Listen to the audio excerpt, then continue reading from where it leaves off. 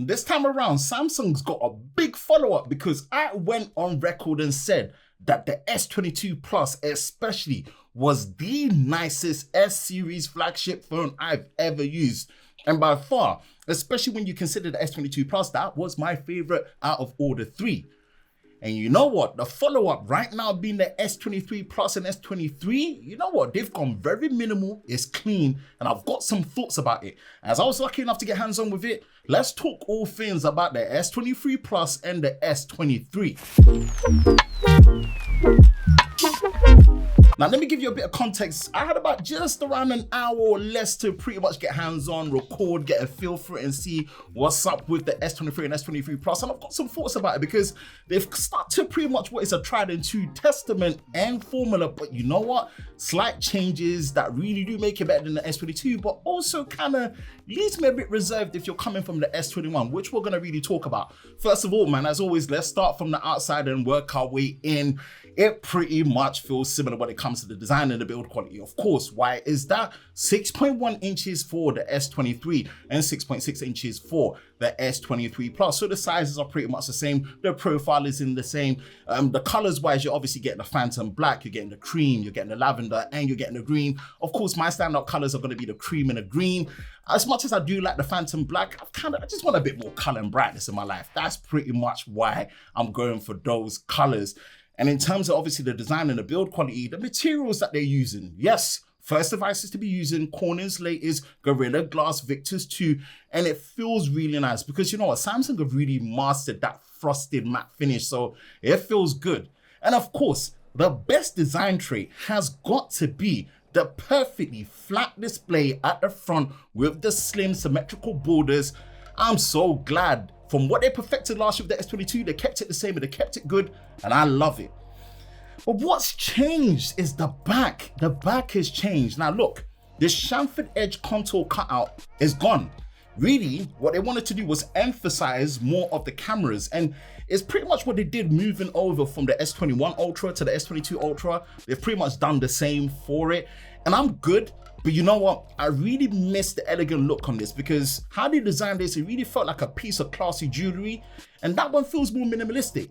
And I think more or less, that's probably gonna win it out more. But you know what? I do prefer the S22, even though it is a great design. So yeah, design and build quality, tried and tested, great changes, more minimalistic, very premium with the latest materials. The display experience, and again, like I said, the display size is pretty much the same, 6.1 inches, 6.6 inches, retrospective to the base and also the Plus model.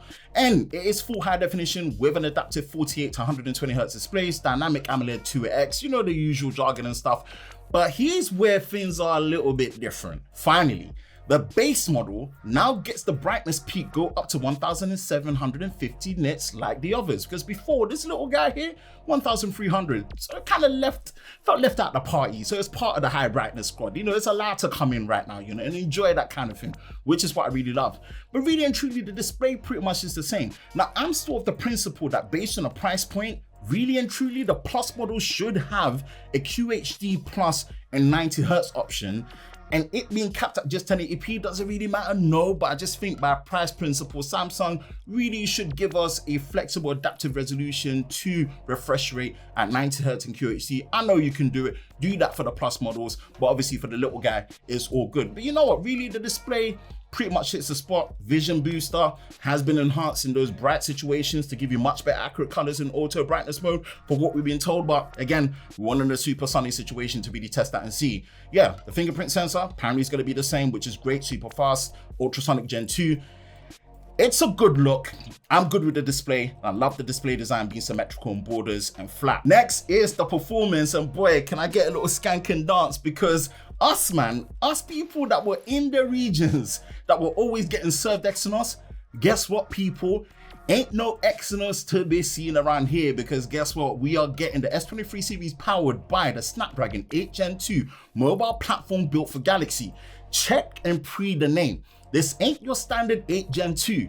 This is a specially tweaked and optimized version specifically for these flagship Galaxy devices that apparently from what they said is going to give better performance in the CPU, GPU, and camera ISP without the compromised efficiency. We're going to hold their word to that. But for me, I'm just glad. We ain't got to deal with Exynos no more. You know what, just for the record, I did ask them like, well, I'm going for no Exynos this time around. And the first thing that they said to me, like, I'm gonna give you the breakdown. It might seem a bit corporate and a bit, you know, straightforward and stuff, but they didn't even announce an Exynos 2300. Usually they announce that chipset a month before Unpacked. They didn't do that. So I was like, you know what, yeah, you're right, that's true. And then they said, look, because of that, we decided like, hey, we're gonna partner with Qualcomm and Snapdragon to give the best chipset experience for Galaxy S users this time around. And that's how this special version for the 8 Gen 2 on a mobile platform built for Galaxy was born. And all I'm saying is, yeah, that's a good enough answer. It's a good enough answer for me, right? So for everyone that ever suffered Exynos, it ain't gonna be a problem.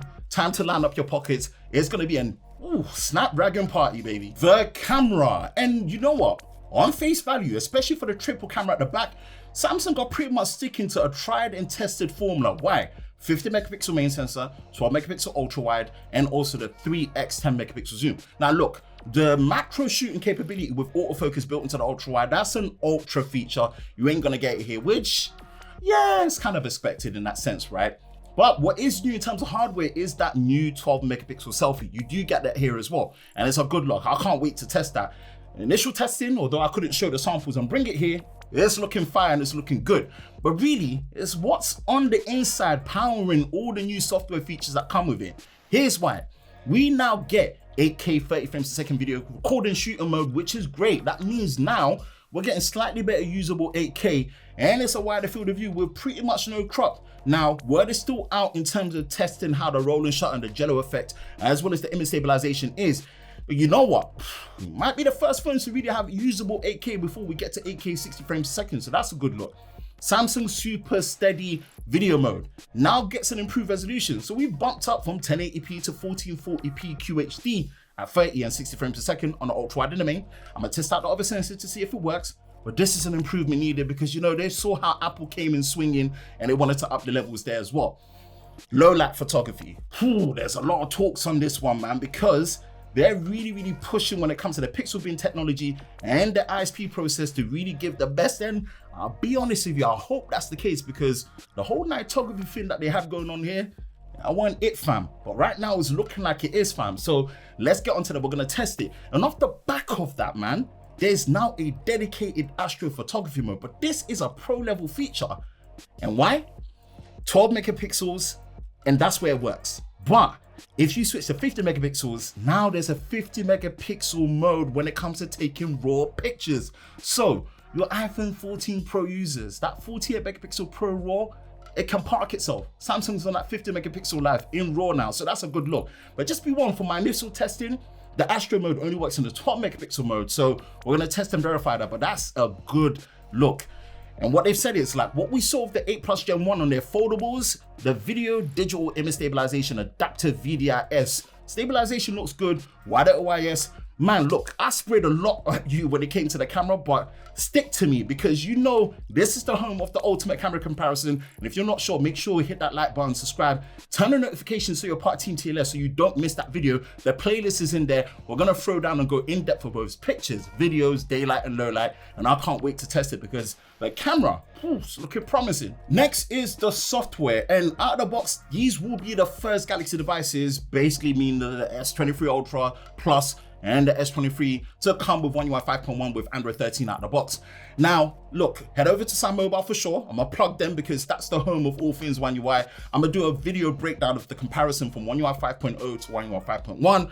That's gonna be the home where you're gonna get a breakdown, but just as a general consensus, if you know about One UI and Android 13, if not, go check that playlist. But it's gonna be foundationally the same. But we're gonna say, I think there's going to be differences that's going to be in there that when you get the update, it will come over to the previous devices. But for now, it's on the S23 series. So let's vibe with that. That's the software side of things. More details later when I can actually put my SIM, install my apps and use the phone properly. Actually, before I go next, there's certain things I forgot about the whole configuration of both the S23 and S23 Plus. Now, let's start with the S23 Plus. Actually, 8 gigabytes of RAM, LPDDR5X, and it starts at 256 gigabytes of UFS 4.0 storage. So no more 128, which is a good look to see. And then it steps up to 512 gigabytes, again, UFS 4.0 storage and 8 gigabytes of RAM, no 12 gig option. There's 2 SKUs.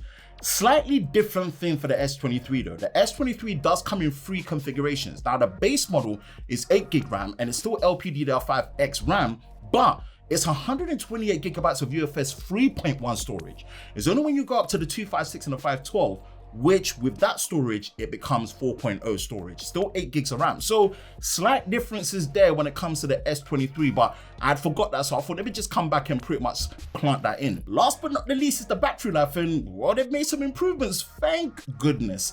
S23 Plus has bumped up compared to the S22 to 4,700 milliamp, up from the 4,500 from before. Hurrah. Same for the S23. It's now got a 3,900 milliamp hour battery, up from the 3,700 before, which was kind of a pipsqueak. Great improvements. Again, 25 watt charging, 45 watt charging, 15 watt wireless charging on both, with power share on both, no charger in the box. You gotta get that yourself. All of that to be considered. But if you deep it, if you're an S21 user, you're still getting a slightly smaller battery, because the S21 Plus, what did that have? A 4,800 battery. But consider this, right? Hopefully with the efficiencies that we're getting with this special tweaked optimized version of the 8 Gen 2 mobile platform built for Galaxy, we should hopefully offset and we should be getting much better battery life this time. So I'm trusting it. It's a good look. I love the improvements. So yeah, what's my pretty much first look, early hands on with the S23 Plus and S23?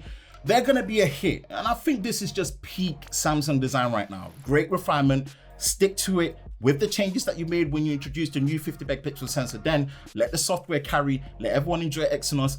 It's going to be a good look. And I believe these are going to be available from the 17th of February. And I'm sure if you pre-order it, you get it a couple of days early. Samsung are really good with that. Trading those depending on your region and stuff. You know what? S23 Plus, S23, it looks like they played it safe, but to me, I feel like they made enough of the right changes to really bring it home. What's your thoughts on the S23 Plus and S23? Let me know in the comment section below.